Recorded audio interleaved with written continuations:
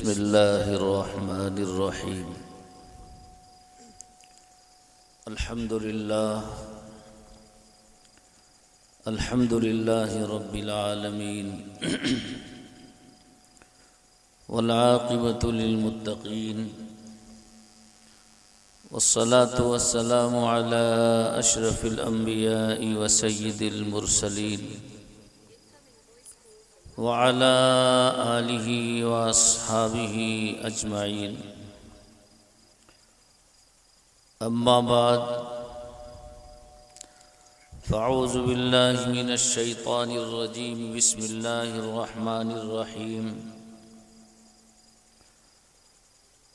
قل هل يستوي الذين يعلمون والذين لا يعلمون؟ وقال الله سبحانه وتعالى: لا يستوي أصحاب النار وأصحاب الجنة.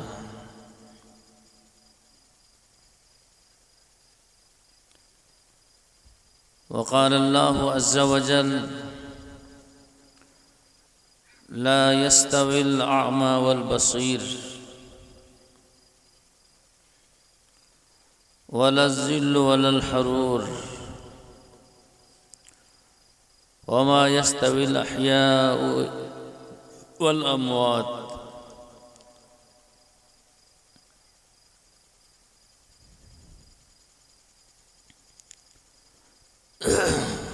وقال عليه الصلاة والسلام: العلم وسيلة لكل فضيلة. وعن كثير بن قيس بن كثير قال: كنت جالسا مع أبي الدرداء في مسجد دمشق، فجاءه رجل وقال: يا أبا الدرداء، إني جئت من مدينة رسول الله صلى الله عليه وسلم لحديث بلغني أنك تحدث عن رسول الله صلى الله عليه وسلم. قال: إني سمعت رسول الله صلى الله عليه وسلم: من سلك طريقا يطلب فيه علما سلك الله به طريقا من طرق الجنة. وإن الملائكة لتضع أجنحتها رضا لطالب العلم. وإن العالم ليستغفر له من في السماوات ومن في الأرض والحيتان في جوف الماء. وإن العلماء ورثة الأنبياء، وإن الأنبياء لم يورثوا دينارا ولا درهما، إنما ورثوا العلم، فمن أخذه أخذ بحظ وافر. رواه الترمذي وأحمد وأبو داود، أو كما قال عليه الصلاة والسلام.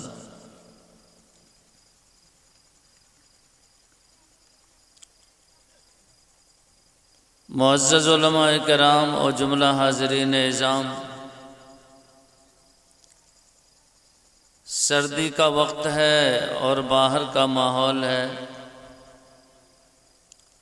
اور اس وقت کچھ ہوا بھی چل رہی ہے جس کا احساس آپ حضرات کو بھی ہوگا. تھوڑی دیر کے لیے آپ حضرات کے درمیان یہ گنہگار حائل ہوا ہے.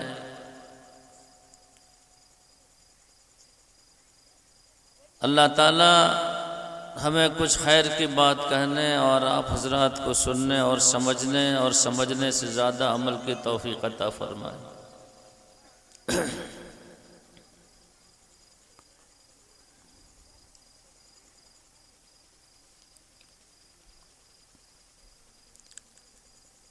آیت پاک اور حدیث پاک کا ترجمہ کرنے سے پہلے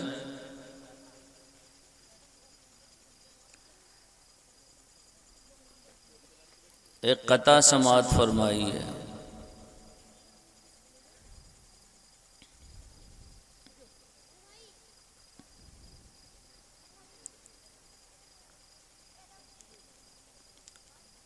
ان کو دل میں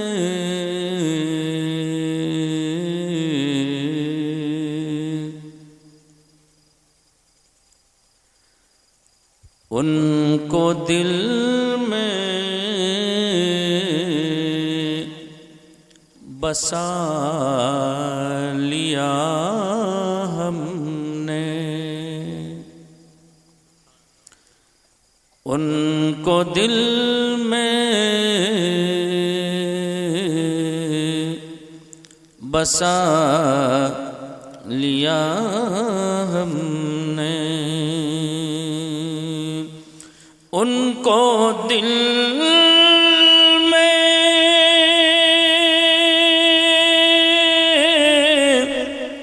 بسا لیا ہم نے،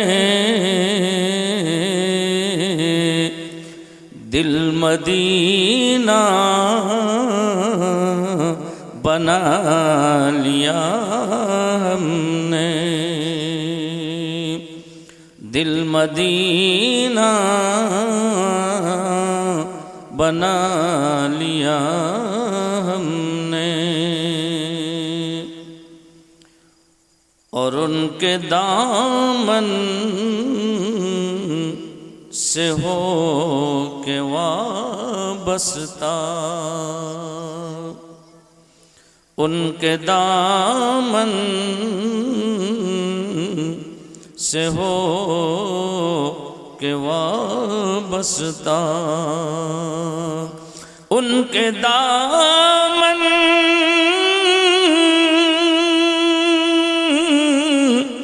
ان کے دامن سے ہو کے وابستہ، سب سے دامن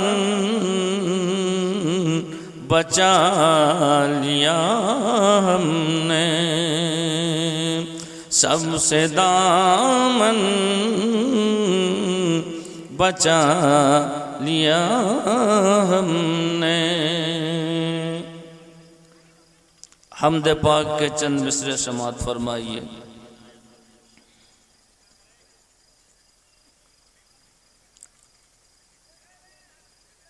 حمد رب سب سے پہلے کیا کیجئے، حمد رب سب سے پہلے کیا کیجئے، حمد رب سب سے پہلے کیا کیجئے، حمد رب سب سے پہلے کیا کیجئے، پھر کسی کام کی ابتدا کیجئے، پھر کسی کام کی ابتدا کیجئے، زندگی کی عطا بندگی کے لیے، زندگی کی عطا بندگی کے لیے، شکر اس کا ہمیشہ کیا کیجئے، شکر اس کا ہمیشہ کیا کیجئے، اور جس نے پیدا کیا اور سب کچھ دیا، جس نے پیدا کیا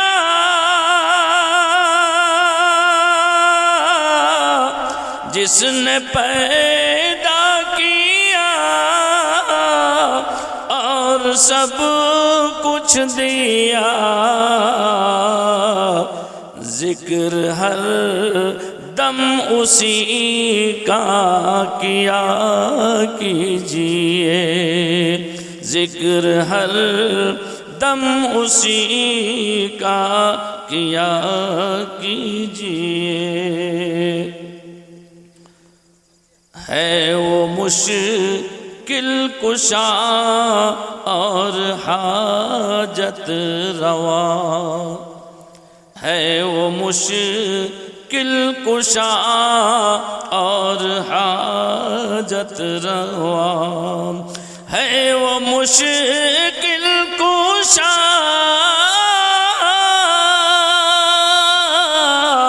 ہے وہ مشکل کشا اور حاجت روا، ہر گھڑی بس اسی سے دعا کیجیے، ہر گھڑی بس اسی سے دعا کیجیے۔ ہے دیا اس نے دیتا ہے دے گا وہی، ہے دیا اس نے دیتا ہے دے گا وہی، ہے دیا اس نے دیتا ہے دے گا وہی، ہے دیا اس نے دیتا ہے دے گا وہی، غیر سے اس کے کچھ نہ کہا کیجیے، غیر سے اس کے کچھ نہ کہا کیجیے۔ اور آخری بند سماعت فرمائیے۔ ہے وہ مخفی مگر پھر بھی مخفی نہیں، مخفی کے معنی پوشیدہ،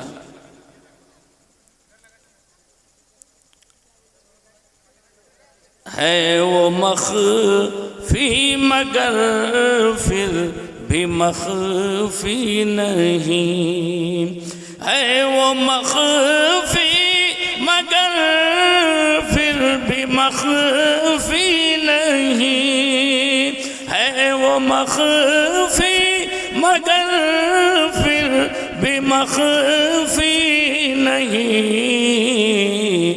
بات مخفی اسی سے کیا کیجیے، بات مخفی اسی سے کیا کیجیے۔ حمد رب سب سے پہلے کیا کیجیے۔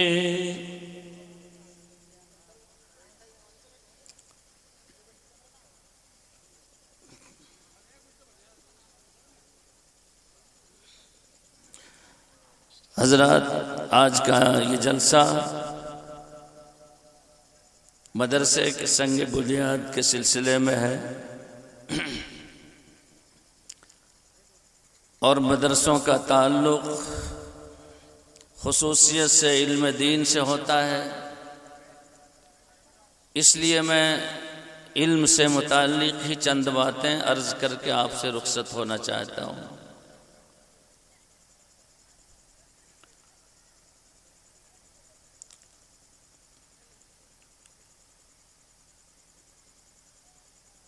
علم ایک ایسی عظیم الشان دولت ہے، ایسا قیمتی سرمایہ اور جوہر ہے کہ اعمال کا دار و مدار، اعمال کے صحت کا دار و مدار، صحیح ہونے کا دار و مدار علم پر ہے۔ بغیر علم کے آدمی کا عمل یا تو بالکل ہی غلط ہوتا ہے یا تو ادھورا رہتا ہے۔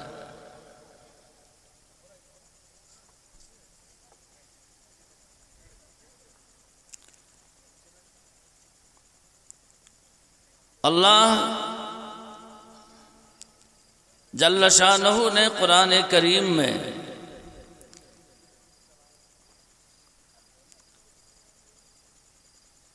کچھ باتیں بیان فرمائی ہیں بطور تمثیل کے اور سمجھانے کے،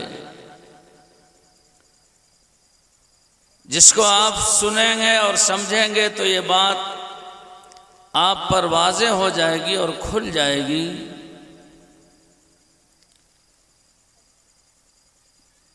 کہ صاحب علم اور بے علم کا مقام اور مرتبہ ایک نہیں ہوتا ہے۔ جس طرح سے اور بہت ساری چیزیں ہیں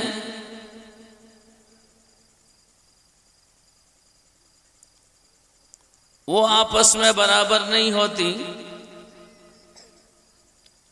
قرآن کریم کی جو آیت میں نے پڑھی ہے، اللہ ایک جگہ ارشاد فرماتے ہیں لا یستوی اصحاب النار و اصحاب الجنہ، اے لوگو جنت والے اور جہنم والے یہ دونوں برابر نہیں، نہ جنت اور جہنم برابر ہے اور نہ اہل جنت اور اہل جہنم برابر ہے۔ جنت جو ہے وہ آشائش اور آرام کی جگہ ہے،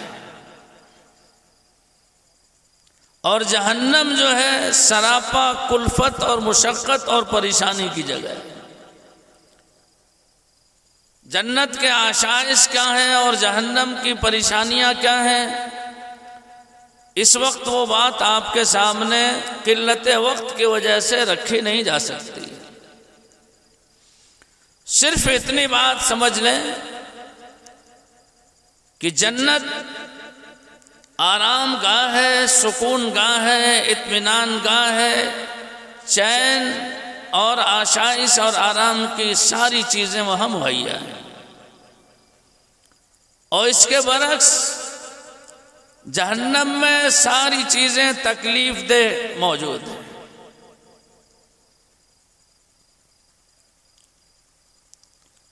کہا بہشت آجا کے آزار نباشد، کسے رابا کسے کار نباشد۔ اللہ نے جنت کو ایسا بنایا ہے کہ وہاں تکلیف دہ نام کی کوئی چیز نہیں ہے، اور نہ کسی سے کسی کو کوئی تکلیف پہنچنے والی، اور اس کے برعکس اس کے الٹا جہنم ہے، وہاں آرام نام کی کوئی چیز نہیں ہے۔ تو ظاہر بات ہے ایک جگہ آرام والی ہو اور ایک جگہ بے اطمینانی کی ہو تو وہ دونوں جگہیں آپس میں برابر نہیں ہو سکتی۔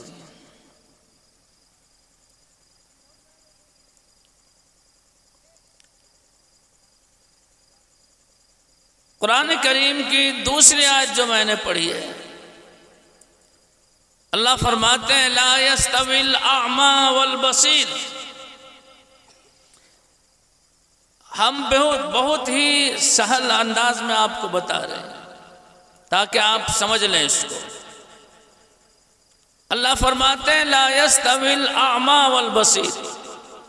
اعمیٰ کہتے ہیں نابینا اندھے آدمی، اور بصیر کہتے ہیں بینا اور دیکھنے والے کو۔ اللہ اپنے بندوں کو سمجھانا چاہتے ہیں کہ ایک اندھا اور ایک آنکھ والا یہ دونوں آپس میں برابر نہیں۔ 100 اندھے ایک جگہ جمع ہو جائیں تو 100 اندھے مل کر بھی کسی کے رہنمائی نہیں کر سکتے، اور اگر اس کو دھنوار سے تیلے گڑھا آنا ہو تو خدا کی قسم وہ سب کے سب گڑھے میں کود کے مر جائیں گے۔ لیکن اس کے برعکس ایک آنکھ والا ہے تو وہ 500 اندھوں کو لے کر تلے گڑھا آسانی سے آ سکتا ہے۔ بینا آدمی دیکھنے والا، آنکھ والا، راستے کے نشیب و فراز سے واقف ہوتا ہے، اتار چڑھاؤ کو دیکھتا ہے، خطرات اور نقصان دہ چیزوں کو دیکھتا ہے، وہ اپنی بھی حفاظت کرتا ہے اور اپنی بینائی کے ذریعے دوسروں کی بھی حفاظت کا سبب بنتا ہے۔ اور نابینا آدمی بیچارہ خود بھی راہ نہیں چل سکتا صحیح، تو دوسروں کو کیا راہ بتائے گا؟ تو اللہ تعالیٰ بالکل واضح مثال سے سمجھاتے ہیں کہ لوگوں، جس طرح سے جنت والے اور جہنم والے یہ دونوں برابر کہ نہیں ہیں، ویسے ہی اندھا انسان اور آنکھ والا انسان یہ دونوں بھی برابر نہیں ہیں۔ آگے اللہ فرماتے ہیں وَلَا الظِّلُّ وَلَا الْحَرُورُ، سایہ اور دھوپ، گرمی، یہ دونوں برابر نہیں۔ دھوپ کے اندر تپش ہوتی ہے، جلن ہوتی ہے۔ دھوپ کے زمانے میں، گرمی کے زمانے میں جب آپ چلیں گے تو تپش اور گرمی کی شدت اتنی ہوتی ہے کہ آدمی پریشان ہو جاتا ہے، پسینہ سے شرابور ہو جاتا ہے، تو پھر کسی درخت کے یا کسی گھر کے سائے میں آ کے جگہ لیتا ہے۔ تو دھوپ کے اندر تپش ہوتی ہے، جلن ہوتی ہے، کڑن ہوتی ہے، گرمی کی شدت ہوتی ہے، اور سائے میں ٹھنڈک اور آرام اور سکون ملتا ہے سائے کے اندر۔ اللہ سمجھاتے ہیں اپنے بندوں کو، دھوپ اور سایہ یہ بھی دونوں برابر نہیں ہو سکتے، دونوں میں بہت بڑا فرق ہے، ایک میں تکلیف ہے، دوسرے میں آرام ہے۔ وَلَا الظُّلُمَاتُ وَلَا النُّورُ، ظلمت کہتے ہیں تاریکی کو، اندھیرا کو، اور نور کہتے ہیں روشنی کو۔ اللہ کہتے ہیں تاریکی اور روشنی، اندھیرا اور اجالا، یہ دونوں برابر نہیں ہیں۔ دن کے اجالے میں آپ جہاں چاہیں چلے جا سکتے ہیں، اور رات اندھیری ہو، لائٹ اور بتی کا انتظام نہیں ہو تو جانا تو دور کی بات ہے، آپ اپنے سامنے کی کتاب بھی نہیں دے سکتے۔ تو اللہ کہتے ہیں وَلَا الظُّلُمَاتُ وَلَا النُّورُ، روشنی اور تاریکی، رات اور اجالا، رات اور دن، اسی طرح سے اندھیرا اور اجالا، یہ دونوں آپس میں برابر نہیں ہے، بہت دونوں میں فرق ہے۔ وَلَا يَسْتَوِي الْأَحْيَاءُ وَلَا الْأَمْوَاتُ، اور اللہ کہتے ہیں کہ زندہ آدمی اور مردہ آدمی دونوں برابر نہیں ہو سکتے۔ یہ قرآن کی آیت میں سنا رہا ہوں آپ کو، 22ویں پاری کی آیت ہے۔ زندہ آدمی تمام تکلیف دہ چیزوں سے اپنی حفاظت کر سکتا ہے، کوئی موذی جانور اس کو نقصان پہنچانا چاہے تو اپنے آپ کو بچا سکتا ہے، کسی دوسرے کو کوئی تکلیف پہنچ رہی ہے تو اس کا دفاع وہ کر سکتا ہے۔ لیکن جو آدمی مر گیا ہو وہ بالکل ہی مجبور محض ہو جاتا ہے، کچھ نہیں کر سکتا۔ دوسروں کی تکلیف دور کرنا دور کی بات ہے، زمین سے 1 کلو بوجھ اٹھانا یہ دور کی بات ہے۔ اللہ جل شانہ سمجھاتے ہیں وَإِن يَسْلُبْهُمُ الذُّبَابُ شَيْئًا لَا يَسْتَنْقِذُ مِنْهُ ضَعُفَ الطَّالِبُ وَالْمَطْلُوبُ، مردہ آدمی ہے، اس کے جسم پر مکھی بیٹھ جائے اور جسم سے کچھ اچک لینا چاہے تو مکھی کو بھی وہ بھگا نہیں سکتا ہے۔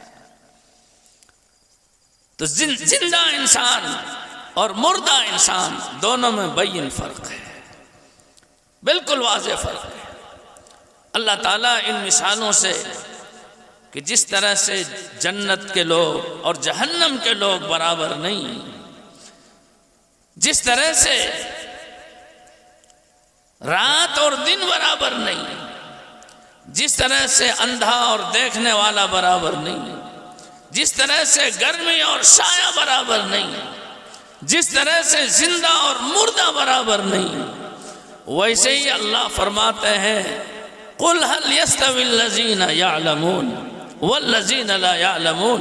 اے میرے پیغمبر آپ لوگوں کو یہ سمجھا دیجئے، بتا دیجئے، اچھے طرح سے ذہن میں یہ بات ڈال دیجئے لوگوں کے کہ علم والے اور بے علم والے دونوں برابر نہیں ہو سکتے۔ علم والا خود کو نفع پہنچا سکتا ہے اور نقصان سے بچا سکتا ہے، بے علم کا انسان خود کو بھی نفع پہنچانے میں دوسرے کا محتاج ہوتا ہے اور دوسروں کو بھی نقصان وہ پہنچاتا ہے۔ علم کا فائدہ کیا ہے؟ کیا انسان اپنے آپ کو فائدہ پہنچاتا ہے؟ ایک مثال سے آپ کو سمجھاتے ہیں۔ ہمارے یہاں مدرسے میں ایک کتاب پڑھائی جاتی ہے، اس میں یہ واقعہ لکھا ہے۔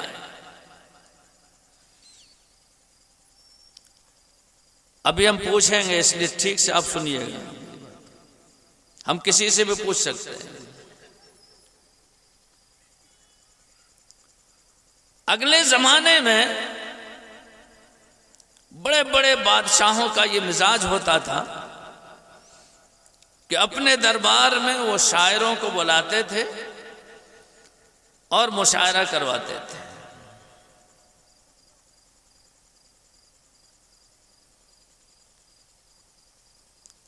ایک بادشاہ نے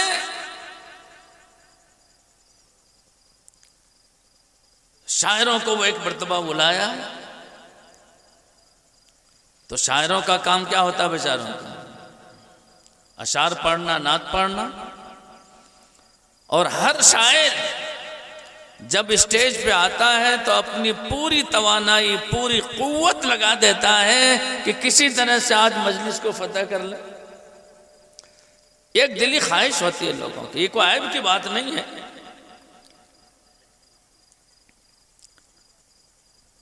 تو بہت سارے شاعر آئے تھے بادشاہ کے دربار میں۔ ایک شاعر اس میں تھا، اس نے پوری محنت خرچ کر دیا اپنی شعر سنانے میں۔ تو بادشاہوں کا مزاج یہ تھا کہ جس سے خوش ہو جاتے اس کو انعام دے دیتے، اور جس سے خوش نہیں ہوتے اس کی طرف توجہ نہیں ہوتی۔ تو ایک شاعر تھا اس میں، وہ شعر بہت محنت سے سنایا لیکن بادشاہ نے کچھ توجہ اس پر نہیں دی۔ جب مجلس ختم ہو گئی اور وہ شاعر واپس ہوا تو شاہی دربار کے گیٹ پر اس نے ایک شعر لکھا، بہت محنت کیا تھا اور بادشاہ نے کچھ دیا نہیں، تو ظاہر بات ہے وہ ناراض ہوا ہوگا، غصہ آیا اس کو، تو اپنا غصہ اتار گیا، جانے لگا باہر ایک شعر لکھ دیا عربی میں۔ کیا شعر لکھا؟ پہلے شعر سن لیجئے اس کے بعد ترجمہ بتاتے ہیں۔ لقد زا شعری علی بابکم کما زا عقد علی خالصہ۔ بادشاہ کے دربار میں ایک لونڈی بھی رہتی تھی، بادشاہ کے خادمہ کے طور پر خدمت کرتی تھی،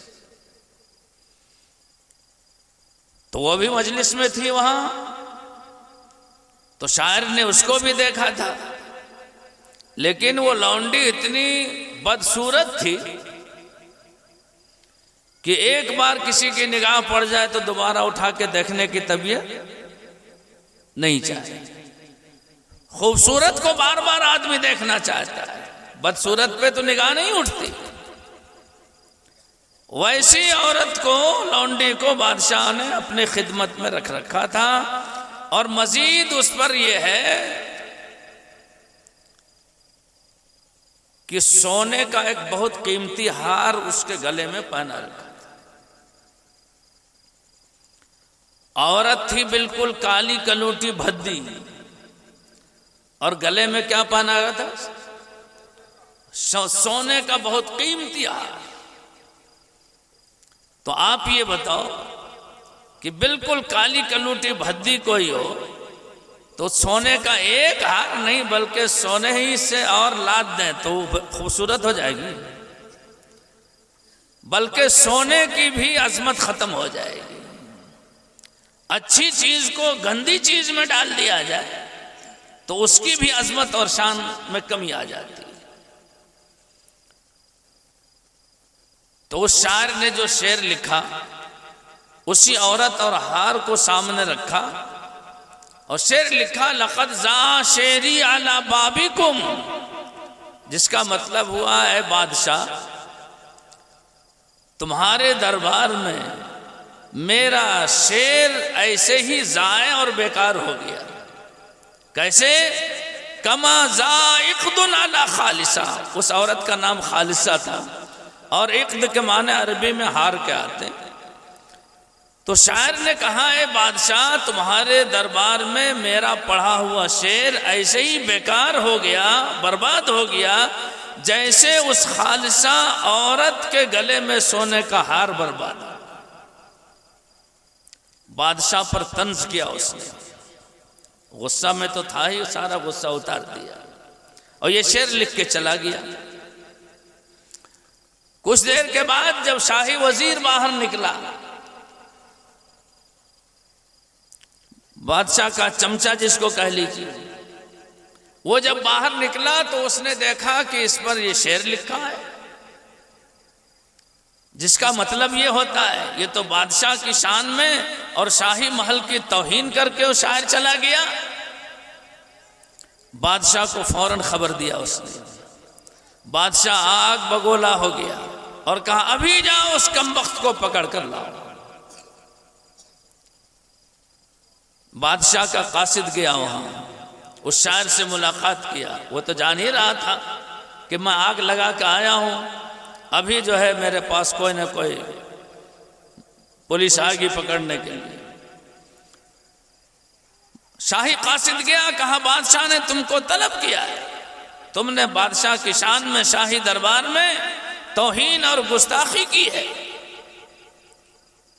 اس نے اس آدمی سے کہا کہ تم آگے بڑھو میں آتا ہوں. یہ بات اصل میں بتانا چاہ رہا ہوں. میں یہ بات اس لیے سنا رہا ہوں کہ علم کا نفع کیا ہوتا ہے اور علم سے آدمی اپنی حفاظت کیسے کر سکتا ہے. کام تو وہ ایسا کر گیا تھا کہ بادشاہ کے دربار میں حاضر ہونے کے بعد اس کی خیر نہیں تھی، بادشاہ فوراً حکم دے دیتا کہ اس کی پٹائی کرو، اس کو مار ڈالو. اس نے کہا چلو تم آگے میں آتا ہوں. بادشاہ کا قاصد آگے چلا.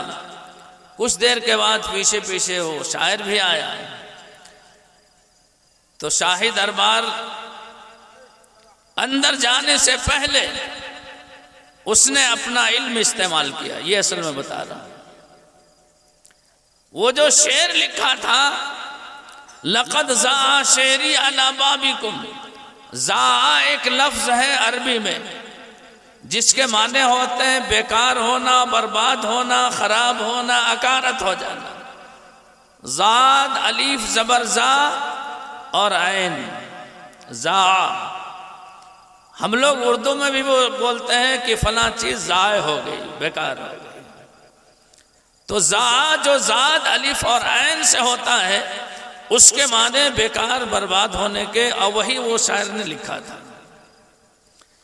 جب وہ آیا دوبارہ لوٹ کے بادشاہ کے دربار میں تو داخل ہونے سے پہلے اپنا علم اس نے استعمال کیا. علم کیا استعمال کیا؟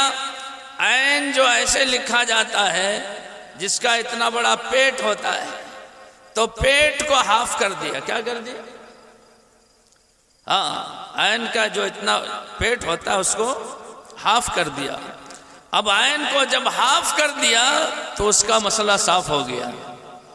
اب اس کا اب وہ زا جو تھا وہ بن گیا زا حمزہ، عین کا پیٹ کاٹ دینے کے بعد کیا بن جائے گا؟ حمزہ بن جائے گا۔ تو زا جو ہے حمزہ سے اس کے معنی ہوتے ہیں روشن ہونا، چمکدار ہونا۔ اب اس شعر کا مطلب ہو گیا کہ اے بادشاہ تمہارے دربار میں میرا پڑھا ہوا شعر ایسا روشن اور چمکدار ہوا جیسے خالصہ لونڈی کے گلے میں سونے کا ہار چمک رہا ہے، اور شان سے اندر گیا۔ بادشاہ سے ملاقات ہوئی، کمبخت کیا تم نے لکھا ہے؟ کہا حضور میری جرأت اور ہمت کیا ہے کہ شاہی دربار کی توہین کر سکوں؟ کہاں بادشاہ، کہاں مخمل اور ٹاٹ، دونوں کا کوئی مقابلہ نہیں ہے، میں کیسے یہ گستاخی کر سکتا ہوں؟ حضور کو اگر یقین نہیں ہو تو آپ مشاہدہ فرما لیں۔ بادشاہ نکلا، وزیر بھی نکلا، اور جب دیکھا تو دیکھا ٹھیک ہے، وہی کہے جو شاعر کہہ رہا وہی ہے۔ تو بجائے شاعر کو ڈانٹنے کے پھر وزیر کو اس نے ڈانٹا۔ میں یہ بتا رہا ہوں کہ اگر علم نہیں ہوتا تو عین کو کاٹ کے حمزہ نہیں بناتا، اور زائے بیکار ہونے کا مطلب خوبصورت ہونا نہیں ہوتا، اچھا ہونا نہیں ہوتا، اور اس شاعر کی پھر خیریت نہیں ہوتی، یا تو اس کی سزا ہوتی یا تو پھر موت کی سزا اس کو ہوتی۔ یہ کس نے بچایا؟ علم نے بچایا۔ اسی لیے اللہ رب العزت فرماتے ہیں قُلْ هَلْ يَسْتَوِي الَّذِينَ يَعْلَمُونَ وَالَّذِينَ لَا يَعْلَمُونَ، اے میرے پیغمبر آپ لوگوں کو بتائیے کہ اہل علم اور بے علم کا انسان برابر نہیں ہو سکتا ہے۔ علم نہیں ہوتا تو وہ شاعر بچ نہیں پاتا۔ حضرت تھانوی رحمت اللہ علیہ نے، مولانا اشرف علی تھانوی رحمت اللہ علیہ کا نام سنا آپ نے؟ انہوں نے ایک واقعہ لکھا ہے، ایک جاہل بزرگ کا واقعہ لکھا ہے۔ جاہل عابد، عبادت گزار دو طرح کے ہوتے ہیں۔ ایک عبادت گزار وہ ہے جس کے پاس علم ہے، اور ایک عبادت گزار وہ ہے جس کے پاس علم نہیں ہے، نماز پڑھ رہا ہے علم نہیں ہے۔ ایک وہ ہے نماز پڑھ رہا ہے اس کے پاس علم ہے۔ بے علم کا انسان 100 رکعت پڑھے گا تو جہالت کی تاریکی میں پڑھے گا، علم والا انسان 2 رکعت نماز پڑھے گا، علم کی روشنی میں پڑھے گا۔ اسی لیے حضور اکرم صلی اللہ علیہ وسلم کا ارشاد ہے فقیہ واحد اشد علی الشیطان من 1000 عابد، ایک فقیہ، ایک عالم، ایک علم والا، ایک جانکار 1000 جاہل عابدوں پر بھاری ہے۔ 1000 عبادت گزار آدمی ایک طرف ہے اور ایک علم والا ایک آدمی ایک طرف ہے، تو وہ ایک آدمی اس 1000 جاہل عابد عبادت گزار پر بھاری ہے۔ حضرت تھانوی نے اس حدیث کو نقل کرنے کے بعد نیچے یہ واقعہ لکھا ہے کہ ایک جاہل عابد تھا، علم اس کے پاس نہیں تھا، لیکن نماز پڑھتا تھا، عبادت کرتا تھا، اور عبادت کا بھوت اتنا اس پر سوار ہو گیا کہ اپنی جگہ کو چھوڑ کر، اپنے وطن گھر کو چھوڑ کر، اور وہ جنگل میں چلا گیا۔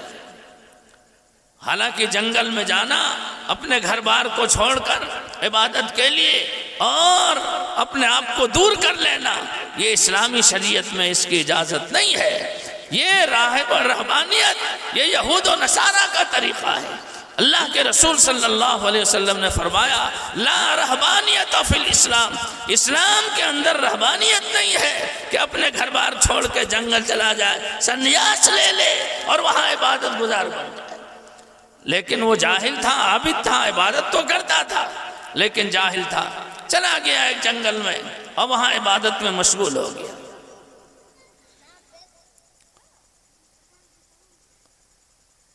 ایک دن ایک عالم کو پتا چلا کہ فلاں جنگل میں کوئی عابد ہے جو عبادت کرتا ہے، تو اس عالم نے سوچا کہ لا اس کی زیارت کریں چل کے، کون عابد ہے، کتنا بڑا عابد ہے، کون ہے، دیکھیں چل کے۔ وہاں جب وہ عالم پہنچے تو دیکھا کہ وہ شخص بیٹھا ہوا ہے، تسبیح پڑھ رہا ہے،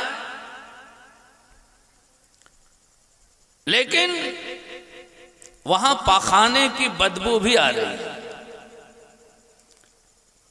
اب جہاں عبادت گزار آدمی ہوگا، عبادت ہو رہی ہے، تسبیح پڑھی جا رہی ہے، اور وہاں پاخانے کی بدبو بھی آ رہی ہے، تو پھر ایسا ہوگا۔ تعجب ہوا ان کو کہ یہ تو عبادت گزار آدمی ہے، عبادت کرتا ہے، تسبیح پڑھ رہا ہے، اور یہاں پاخانے کی بدبو آ رہی ہے، آخر یہ بدبو کہاں سے آ رہی ہے؟ تو جب ادھر ادھر انہوں نے غور کیا تو دیکھا کہ اس عابد کے ناک میں روئی لگی ہوئی ہے اور اس روئی میں پاخانہ لگا ہوا ہے۔ عجیب بات ہے۔ اس عالم کو بڑی حیرت ہوئی کہ یہ عبادت گزار آدمی عابد تسبیح ہاتھ میں عبادت کر رہا ہے۔ پوچھا حضور آپ کے ناک میں کیا ہے؟ تو اس عابد نے کہا کہ ناک میں نے روئی کے اندر پاخانہ لگا کے رکھا ہے۔ تو اس عالم نے پوچھا کیوں؟ کہا میں نے سنا ہے کہ تمہارا نفس جو بھی کہے تم اس کے خلاف کرنا۔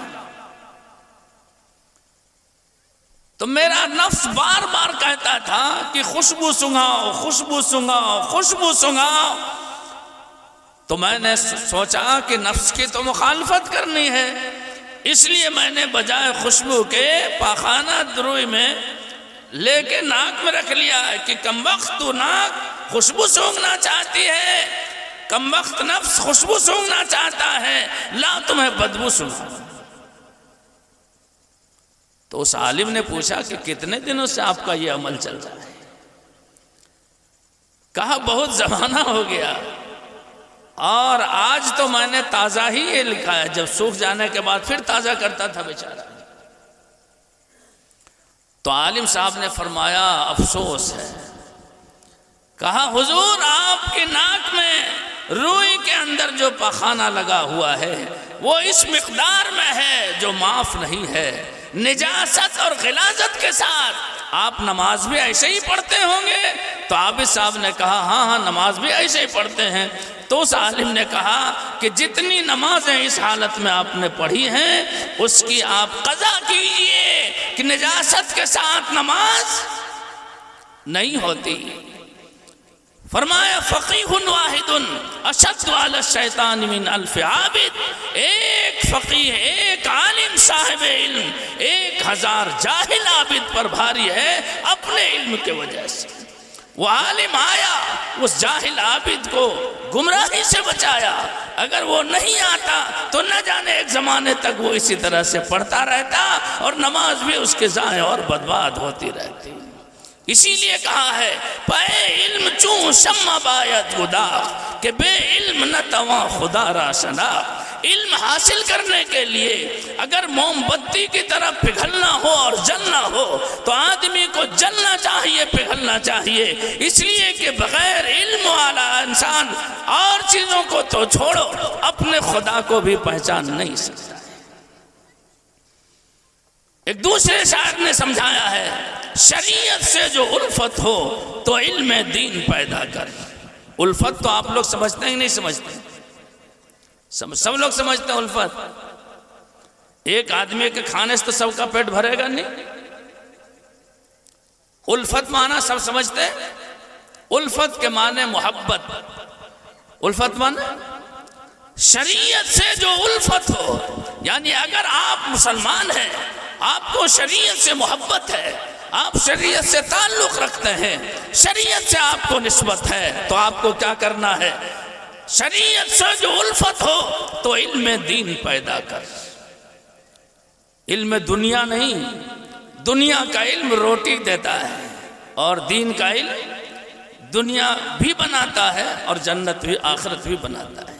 شریعت سے جو الفت ہو تو علم دین پیدا کر، جہالت میں خدا کی شان پہچانی نہیں جاتی۔ جاہل آدمی خدا کو بھی نہیں پہچانتا۔ اس لیے میرے بھائیو بزرگوں، یہ اس واقعہ کو سنا کر، دونوں واقعہ سے مجھے آپ کو یہ سمجھانا ہے اور باور کرانا ہے کہ علم بہت ہی عظیم الشان دولت ہے۔ اس لیے علم سیکھنے کے جتنے ذرائع اور جتنے اسباب ہو سکتے ہیں ان تمام چیزوں کو اختیار کرنا چاہیے اور علم سیکھنے کی کوشش کرنی چاہیے۔ اپنے نسلوں کو بھی علم سکھانے کے راستے کھولنا چاہیے اور فراہم کرنا چاہیے، اور جو لوگ اس کام کے لیے آگے بڑھتے ہیں ان کی معاونت اور مدد کرنی چاہیے، ان کی مخالفت نہیں کرنی چاہیے، ان کی مدد کرنی چاہیے۔ اور مدد مطلب آپ پیسے سے اگر نہیں کر سکتے ہیں، وقت سے نہیں کر سکتے ہیں، تو یہ بھی مدد ہے کہ اپنی زبان سے مدد کیجیے۔ زبان سے مدد کا مطلب یہ ہے، یا تو آپ زبان سے کہیے کہ ہاں اچھا آپ کام کر رہے ہیں، اور اگر اتنا کہنے کی بھی توفیق نہیں ملتی ہے تو اتنا ضرور کیجیے کہ اپنی زبان کو بند رکھیے۔ یہ علم کے لیے، علم سیکھنے کے لیے یہاں مدرسے کی بنیاد رکھی گئی یا رکھی جا رہی ہے۔ اللہ تعالیٰ یہاں کے لوگوں کو بے انتہا قبول فرمائے۔ ایک تابعی ہیں، ان کی ایک روایت میں نے آپ کے سامنے نقل کی ہے، وہ حدیث سنا دیتے ہیں، اس سے بھی آپ کو سمجھ میں آ جائے گا کہ علم کی عظمت کیا ہے، اہمیت کیا ہے۔ ان کثیر ابن قیس، یہ جو تابعی ہیں ان کا نام کثیر ابن قیس ہے۔ تابعی تو آپ لوگ سمجھتے ہی ہیں کہ کون ہوتا ہے، تابعی سمجھتے ہیں کہ کون ہوتا ہے؟ نہیں سمجھتے؟ ہم بار بار اس لیے پوچھ رہے ہیں کہ علم کی ضرورت ہے، علم کی ضرورت ہے۔ اتنی عمر آپ لوگوں کی ہو گئی ابھی تک یہ نہیں سمجھتے کہ تابعی کس کو کہتے ہیں۔ تابعی اس شخص کو کہا جاتا ہے جس نے صحابہ کرام میں سے کسی سے ملاقات کی، اس کو تابعی کہا جاتا ہے۔ اور صحابہ جس سے ملاقات کر کے انسان تابعی بنتا ہے ان کو صحابی کہا جاتا ہے، جس نے جناب نبی کریم صلی اللہ علیہ وسلم سے ملاقات کی ہو، وہ صحابہ کی جماعت کہلاتی ہے۔ تو یہ تابعی ہیں کثیر ابن قیس، وہ کہتے ہیں کہ میں ایک دن دمشق کے مسجد میں، ملک شام میں، حضرت ابو دردہ رضی اللہ تعالیٰ عنہ ایک صحابی ہیں، ان کے ساتھ بیٹھا تھا۔ اسی درمیان میں ایک شخص آیا اور آنے کے بعد اس نے کہا، یا ابو دردہ، اے ابو دردہ، میں حضور پاک صلی اللہ علیہ وسلم کے شہر مدینہ پاک سے آیا ہوں۔ ملک شام کہاں ہے اور مدینہ کہاں ہے؟ کئی 100 میل کا فاصلہ ہے۔ اور آنے کے بعد یہ بھی کہا کہ میں مدینے سے آپ کے پاس آیا ہوں، میرے آنے کی یہاں کوئی غرض اور کوئی بھی مقصد نہیں ہے، صرف اس مقصد سے آیا ہوں کہ مجھ کو مدینے میں یہ خبر ملی ہے کہ جناب رسول اللہ صلی اللہ علیہ وسلم کہ آپ ایک حدیث علم کے سلسلے میں بیان کرتے ہیں۔ تو حضرت ابو دردہ رضی اللہ تعالیٰ عنہ نے کہا کہ ہاں، میں نے رسول اللہ صلی اللہ علیہ وسلم کو یہ فرماتے ہوئے سنا ہے کہ جو شخص علم دین سیکھنے کے لیے کوئی راستہ اختیار کرتا ہے تو اللہ جل شانہ اس کے لیے جنت کے راستوں میں ایک راستہ آسان کر دیتا ہے۔ اور فرمایا کہ میں نے حضور کو یہ بھی فرماتے ہوئے سنا، وَإِنَّ الْعَالِمَ لَيَسْتَغْفِرُ لَهُ مَنْ فِي السَّمَاوَاتِ وَمَنْ فِي الْأَرْضِ، کہ عالم کے لیے، علم سیکھنے والے کے لیے زمین کی جو مخلوق ہے یعنی جن اور انس، اور آسمان کی جو مخلوق ہے یعنی فرشتے، یہ عالم اور علم سیکھنے والوں کے لیے دعائے مغفرت کرتی رہتی ہیں۔ والحیتان فی جوف الماء، اور یہ اوپر نیچے کی مخلوق نہیں بلکہ سمندر کی مچھلیاں بھی علم اور علم سیکھنے والوں کے لیے دعائے مغفرت کرتی ہیں۔ وفضل العالم علی العابد کفضل القمر لیلۃ البدر علی سائر الکواکب، جس طرح سے 14ویں چاند کو آسمان کے تمام ستاروں پر فضیلت حاصل ہے، ویسے ہی عالم اور علم سیکھنے والے کی فضیلت ہے تمام ستاروں پر، مخلوقات پر۔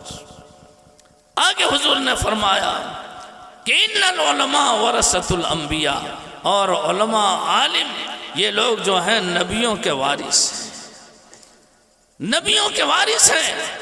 اور یہ بھی فرمایا کہ علم سیکھنے والوں کے لیے اللہ کی وہ مخلوق جس کو فرشتہ کہا جاتا ہے، وہ مخلوق اپنے پروں کو بچھا دیتی ہے، فرشتے اپنے پروں کو بچھا دیتے ہیں علم سیکھنے والوں کے لیے۔ شاعر نے کہا ہے مچھلیاں پانی میں ذرے خاک میں برگو شجر، مچھلی پانی میں ذرے خاک میں یہ مٹی کے ذرات اڑتے ہوئے، اور درخت کے پتے اور درخت، مچھلیاں پانی میں ذرے خاک میں برگو شجر، نیک عالم کو دعا دیتی ہیں ہر شام و سحر۔ اس لیے میرے بھائیو، علم سیکھنا ضروری ہے، اس کے لیے علم کے راستے کھولنا یہ ضروری ہے، اور وہ مدارس اور مکاتب ہیں۔ ہر جگہ مکاتب کا، مدارس کا انتظام ہونا چاہیے۔ آج بھی امت کا کثیر طبقہ ہے جو موٹے موٹے مسائل اور دینی باتوں سے بھی واقف نہیں ہے، مرد بھی نہیں ہیں، عورتیں بھی نہیں ہیں۔ اس لیے یہاں جو مدرسہ قائم کیا جا رہا ہے، جو بنیاد اس کی رکھی جا رہی ہے، یہ بہت بڑا عزم اور حوصلہ ہے۔ آپ حضرات اس عزم اور حوصلے میں اپنا حوصلہ ملائیں، اور دونوں سب مل کر یہاں اس کام کو کریں۔ انشاءاللہ یہاں علم کی روشنی آئے گی، روشنی اور نور پھیلے گا، آپ کا گاؤں نور اور منور ہوگا۔ اللہ سے ہم دعا گو ہیں کہ اللہ تعالیٰ اس مدرسے کو قبول فرمائے، اور اس کی بنیاد کو اور اس کی عمارت کو جو آگے اللہ پائے تکمیل تک پہنچائے، اور تا قیام قیامت اس مدرسے کو قائم اور دائم اور باقی رکھے۔ وآخر دعوانا ان الحمد